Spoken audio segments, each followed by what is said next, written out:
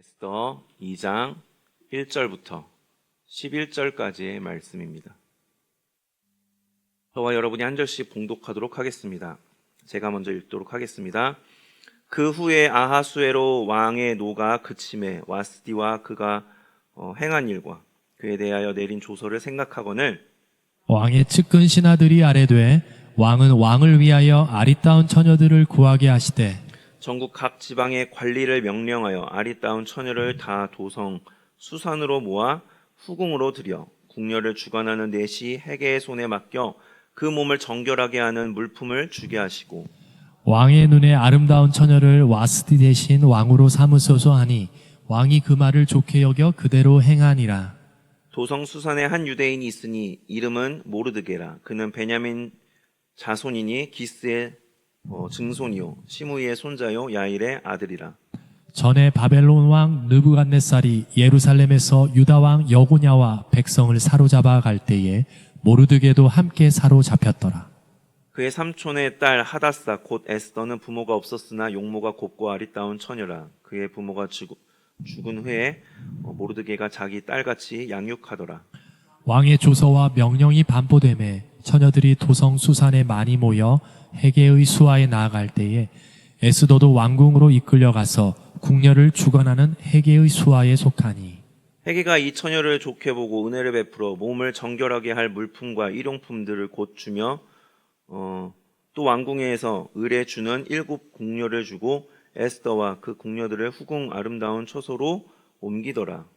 에스더가 자기의 민족과 종족을 말하지 아니하니 이는 모르드게가 명령하여 말하지 말라 하였음이라.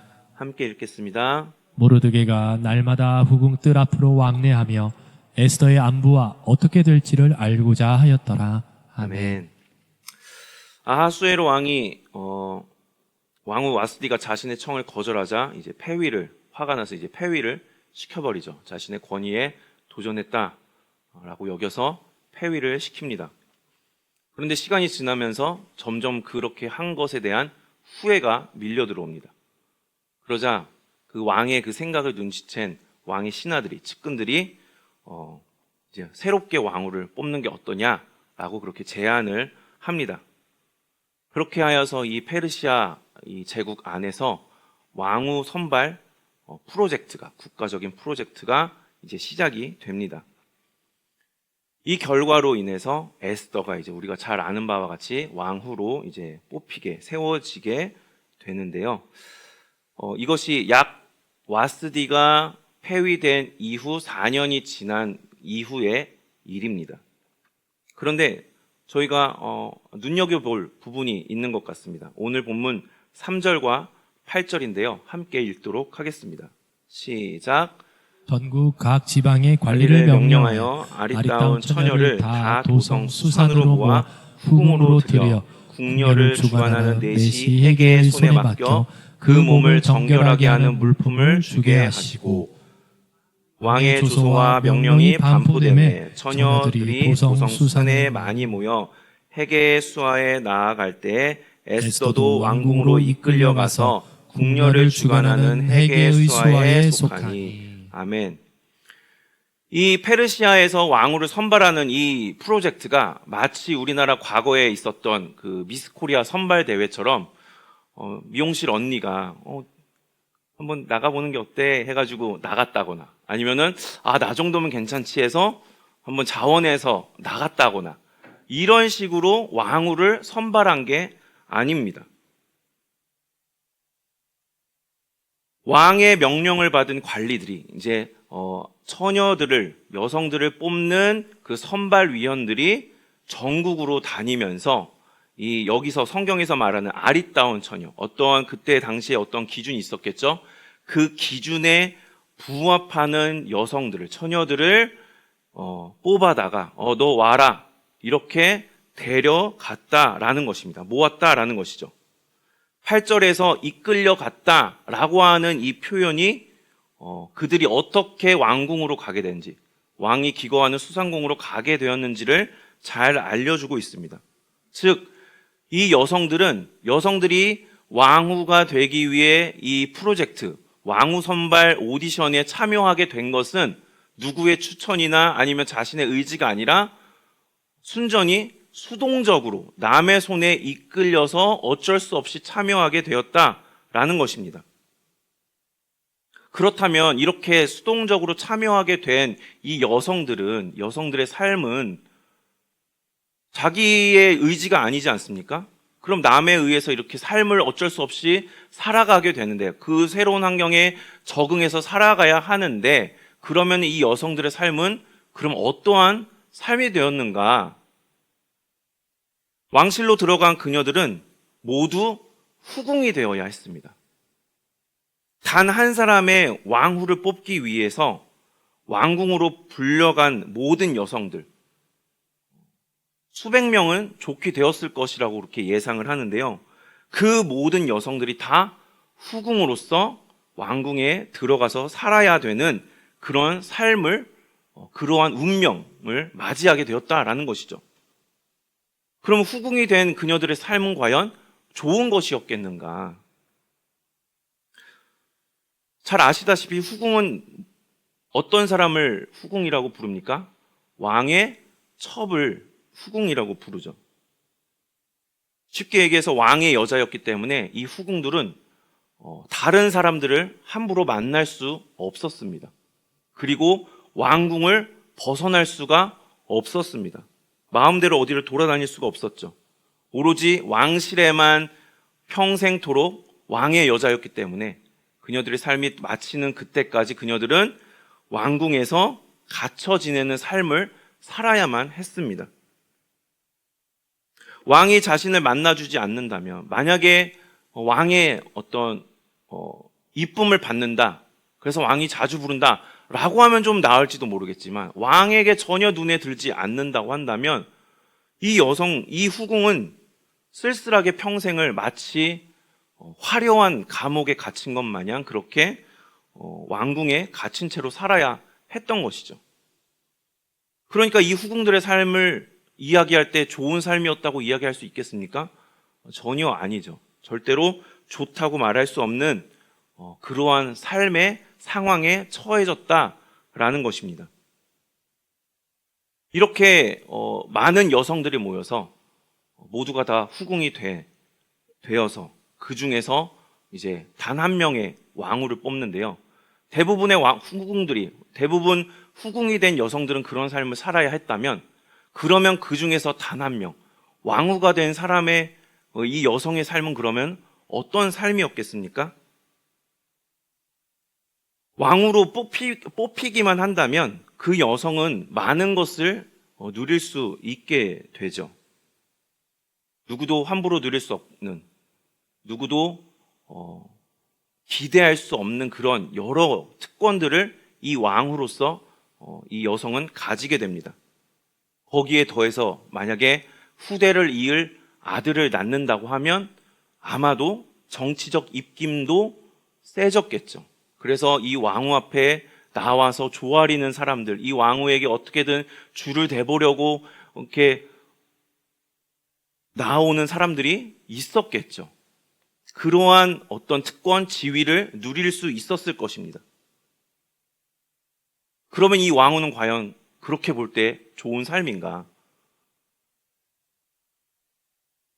권력이 있다고 하여도 우리 조선시대 역사를 한번 생각해 보시면 이 여성들을 뒤에서 조종하는 이 당파 싸움, 이런 것들 우리 잘 보지 않았습니까? 이 왕후라고 하는 이 사람은 정치적 싸움에 휘말려서 이리 갔다 저리 갔다 인형처럼 이용만 당하기 아주 쉬운 위치에 있었습니다. 그리고 아무리 왕후라고 해도 왕의 첫 번째 여자, 왕의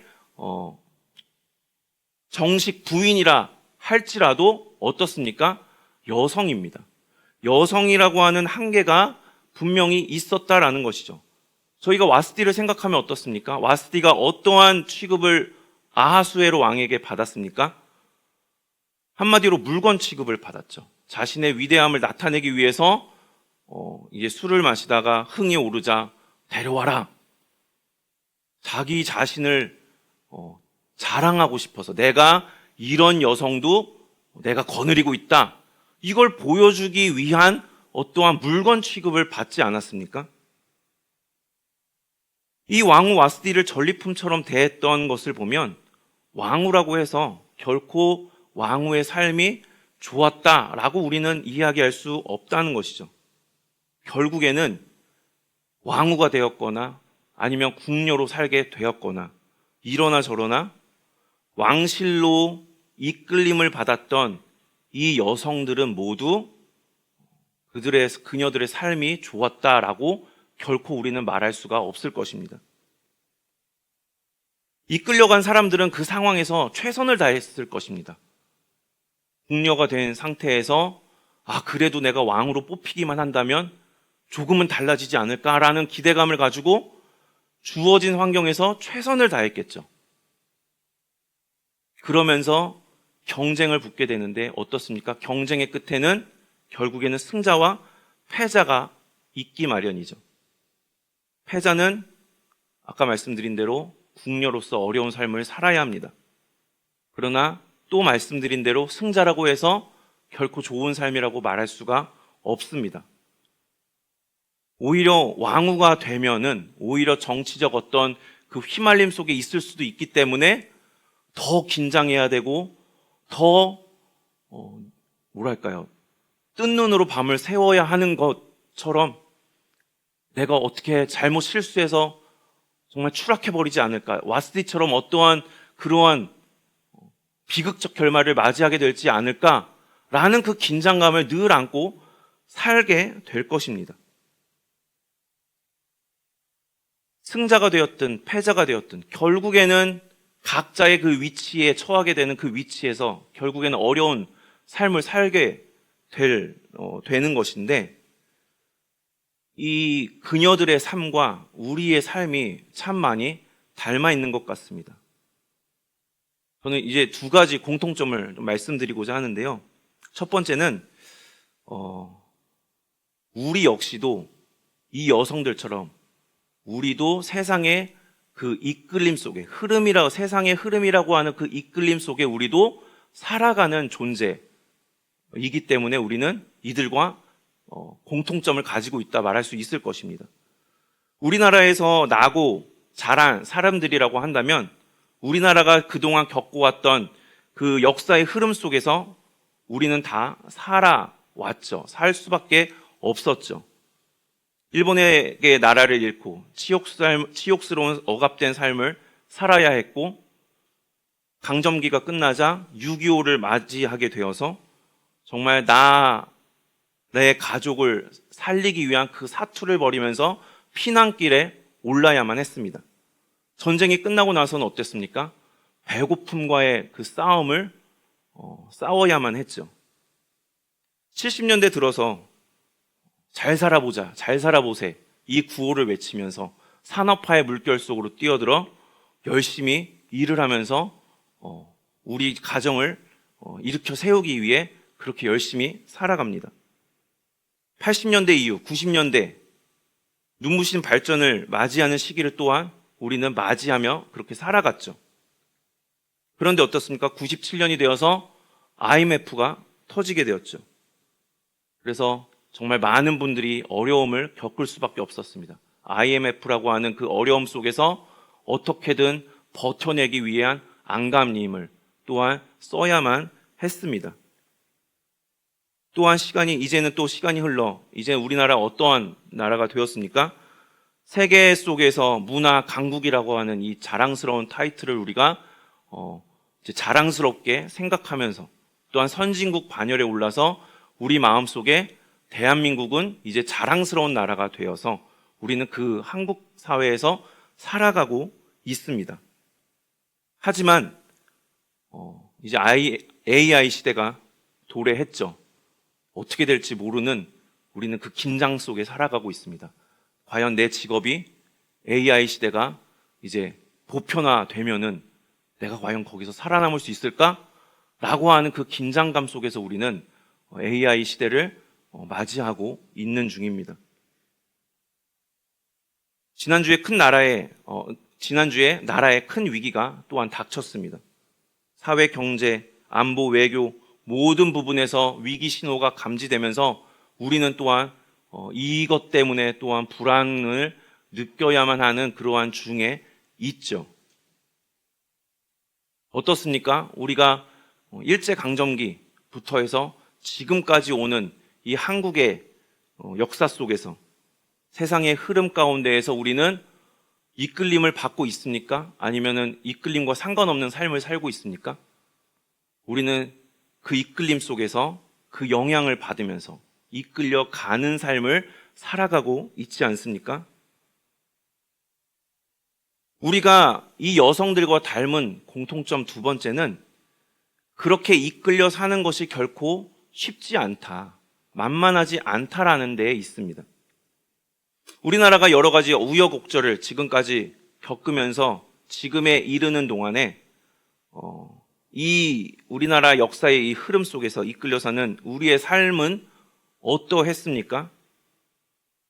매 시대마다, 매 어떠한 그러한 시대마다 우리는 힘들었다라고 말할 수밖에 없는 그런 삶을 살지 않았습니까? 지금 비록 선진국 반열에 올랐다, 우리가 문화 강국이다, K 열풍이다 이렇게 이야기하지만 정작 우리 개개인의 삶은 그 혜택을 다 누리며 살고 있습니까? 아니죠. 우리는 그때나 지금이나 계속해서 우리는 매 시간, 매 순간, 매 시대마다 우리는 힘들게 살아오고 살아가고 있지 않습니까?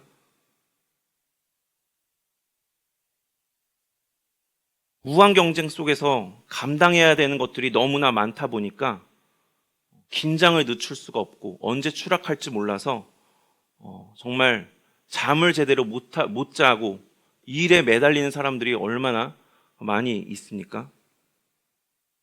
그러는 가운데에서 우리는 승자가 있는 반면에 패자가 있습니다. 승자와 패자가 자연스럽게 그렇게 나뉘어지고 있죠. 패자는 패자대로 너무나 힘든 삶을 살고 있고 승자는 또 승자대로 힘든 삶을 살고 있습니다. 승자의 경우 부와 명예를 내가 거머쥐었다고 해도 정말 한순간에 하루 해가 뜨면 사라질 이슬처럼 언제 사라질지 모르는 그 부와 명예, 내 삶을 끝까지 지켜주지 않는다는 걸 알기 때문에 불안감에 늘 시달려야만 하는 것입니다. 그래서 누가 되었든지 간에 내가 패자든 내가 승자의 삶을 살고 있든 우리는 모두가 힘들다, 우리의 삶은 행복하지 않다라고 우리는 말을 그렇게 합니다. 그게 우리의 현실이죠. 결국에는 세상의 이끌림 속에, 세상의 흐름 속에 이끌려가는 우리의 삶은 그렇게 다 힘이 든 삶입니다. 그래서 인생은 고통이다 라고 하는 말이 참으로 일리 있게 들립니다. 그런데요, 인생은 참 고통스러워, 인생은 참 힘들어, 힘든 것밖에 없어 라는 말이 일리 있을지도 몰라도 그 말이 우리에게 있어서 진리는 되지 못합니다. 우리에게 있어서 진리는 될 수가 없습니다. 왜냐하면 우리 모두가 다 그렇게 세상에 이끌려 가다가 그렇게 힘든 삶을 살다가 그렇게 삶을 마치는 것이 아니기 때문입니다. 그 흐름 속에 있다 하더라도 우리는 다른 삶을, 그 흐름 속에 있다 하더라도 분명히 다른 삶을 살아가는 이들이 분명히 있기 때문이죠. 어떤 사람들입니까? 주님께서 이끌어 주시는 삶, 주님께 이끌림을 받는 사람들이 바로 그런 삶을 살아가는 삶이죠. 그리고 우리 모두가 다 그런 주님께 이끌림을 받는 존재들인 것이죠. 그렇기 때문에 우리는 그 말을, 인생은 고통스러워, 이 말을 일리 있을지 몰라도 이것을 진리로 받아들일 수는 없는 것입니다. 오늘 본문의 모르드게와 에스더가 바로 그랬습니다. 그들 또한, 모르드게와 에스더 두 사람 모두 자발적이지도 않았고 원치도 않았지만 세상의 그 흐름 속에 이끌릴 수밖에는 없었습니다.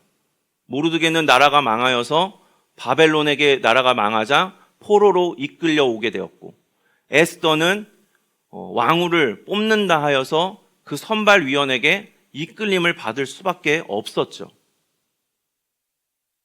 그렇게 세상의 이끌림을 받는 그들에게 하나님의 이끄심이 어떻게 나타났는가? 오늘 11절에 모르드게에 대한 이야기입니다. 같이 읽도록 하겠습니다. 시작. 모르드게가 날마다 후궁들 앞으로 왕래하며 에스더의 안부와 어떻게 될지를 알고자 하였더라. 모르드게가 이때 당시에 아하수에로 왕이 다스리는 이 페르시아 제국 안에서 그가 어떠한 일을 하였는가? 그는 아마도 하급 관료직에 있었을 것이다 라고 추측하게 하는 구절입니다. 그런데 이 직위가, 이 자신의 이 직책이 모르드게에게 유익을 가져다 주거든요. 어떤 유익을 가져다 주냐면 11절에서 이야기하는 것처럼 에스더의 상태를, 에스더가 지금 어떠한 상황에 있는지를 계속적으로 체크할 수 있는 그 자유가 그에게 주어졌습니다.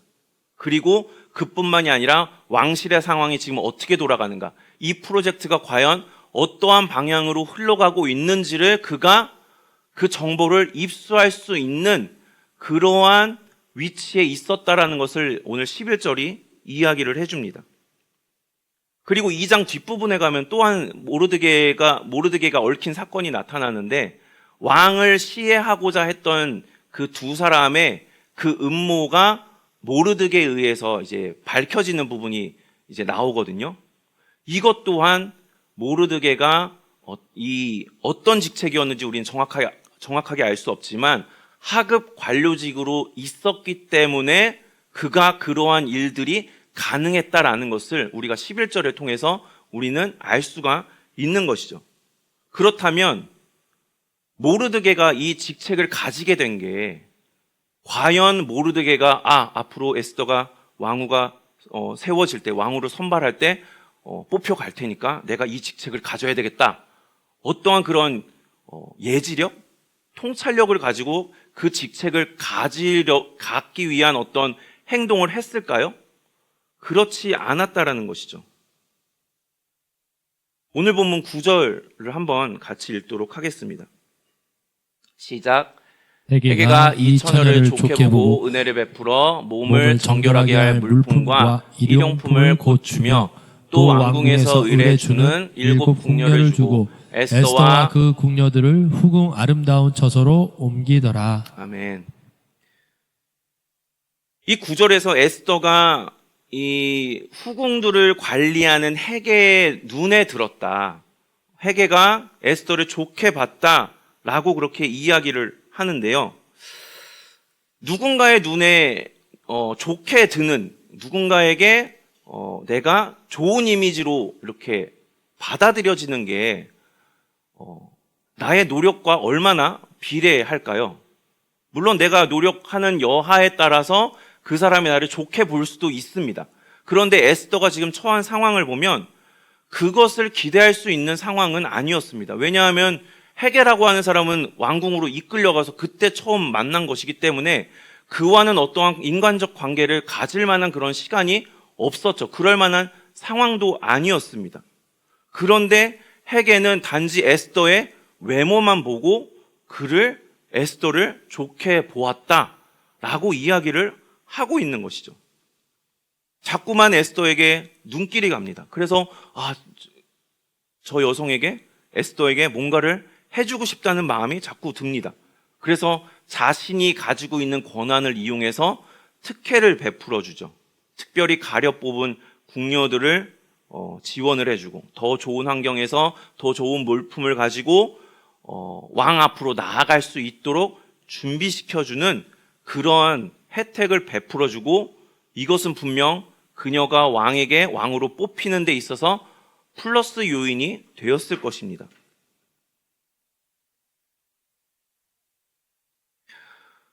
이것이 과연 에스더가 의도한 바였겠느냐라는 것이죠.